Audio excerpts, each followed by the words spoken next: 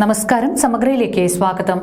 മാങ്ങാട്ടിടം പഞ്ചായത്തിലെ നീർവേലി തെക്കൻമൂലയിൽ M Sheeba plastic മൾച്ചിങ്ങിലൂടെ 2500 ടിഷ്യൂ കൾച്ചർ വാഴകൾ കൃഷി ചെയ്യാൻ ആരംഭിച്ചു.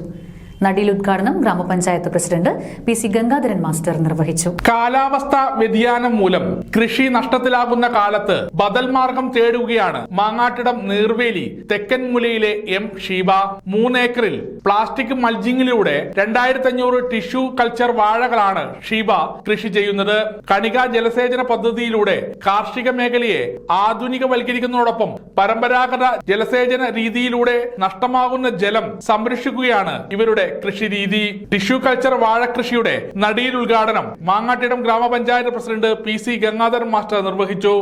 ഈ ഒരു പ്രദേശം പ്രത്യേകിച്ചും നമ്മുടെ ഈ നീർവേലി ഈ ഭാഗത്ത് ഇവിടെ ഒരു സ്ഥലത്ത് പ്രത്യേകിച്ചും ഒരുപാട് ബുദ്ധിമുട്ടുകൾ സഹിച്ചുകൊണ്ട് ഈ ഒരു 250 സെന്റ് 2.5 ഏക്കർ സ്ഥലത്താണ് ഒരു കാണുമ്പോൾ തന്നെ കണ്ണിന് കൗതുക കാഴ്ചയാണ്.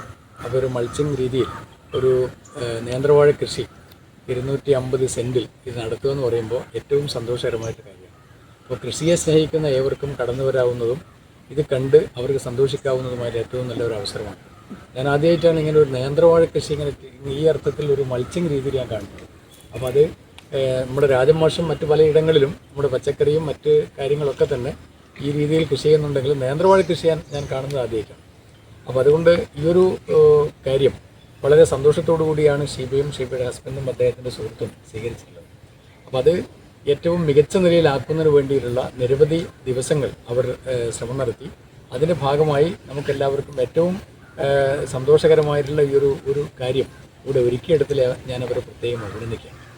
അപ്പോൾ നമുക്കറിയാം ഇവിടെ ഒരുപാട് വിഷമങ്ങളുണ്ട്, പ്രത്യേകിച്ചും പന്നിയുണ്ട്, മറ്റ് വന്യജീവികളും മറ്റ് ജീവികളൊക്കെ ഉണ്ടാവാം. അപ്പോൾ അതിനെല്ലാം നേരിട്ടുകൊണ്ടാണ് ഈ ഒരു കൃഷി വിജയിപ്പിക്കുന്നതിന് വേണ്ടി ഇവർ തയ്യാറായിട്ടുള്ളത്. അതുകൊണ്ട് അവരുടെ ആ പരിശ്രമവും അവരുടെ ആ ഒരു ധൈര്യവും ഒക്കെ തന്നെ വല്ലാത്ത രീതിയിൽ നമുക്ക് അഭിനന്ദിക്കേണ്ടതായിട്ടുണ്ട്. അപ്പോൾ ഇതിന് പ്രോത്സാഹനം കൊടുക്കുന്നത് നമ്മുടെ കൃഷി ഉദ്യോഗസ്ഥന്മാരാണ്.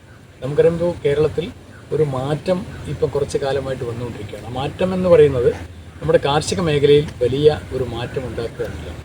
അപ്പോൾ നമുക്ക് ഇത്രയും കാലം നമുക്ക് നെല്ലിനെ സംബന്ധിച്ച് നമുക്ക് കുറച്ച് പ്രയാസങ്ങളുണ്ട്. എന്താ പ്രശ്നം എന്ന് പറഞ്ഞാൽ നെൽവയലുകൾ കുറഞ്ഞു വരികയാണ്. അപ്പോൾ പച്ചക്കറിയും അതുപോലെ തന്നെ മറ്റ് പഴവർഗ്ഗവും നമ്മുടെ മുട്ടയും മാംസവും പാലുമെല്ലാം നമുക്കിവിടെ ഉൽപ്പാദിപ്പിക്കാൻ വേണ്ടി കഴിയും, ഇവിടെ ഉണ്ടാക്കാൻ വേണ്ടി കഴിയും എന്നുള്ള ഒരു പ്രതീക്ഷയാണ് ഇപ്പോൾ നമ്മുടെ മുമ്പിലുള്ളത്. നമ്മൾ ഈ വിഷവും മറ്റ് കാര്യങ്ങളൊക്കെ നമുക്കറിയാം, അതൊക്കെ പച്ചക്കറി ഇത്തരം കാര്യങ്ങളൊക്കെ തന്നെ വരുന്നത് മറ്റ് സംസ്ഥാനങ്ങളിൽ നിന്നാണ്. എം ഷീന അധ്യക്ഷത വഹിച്ചു.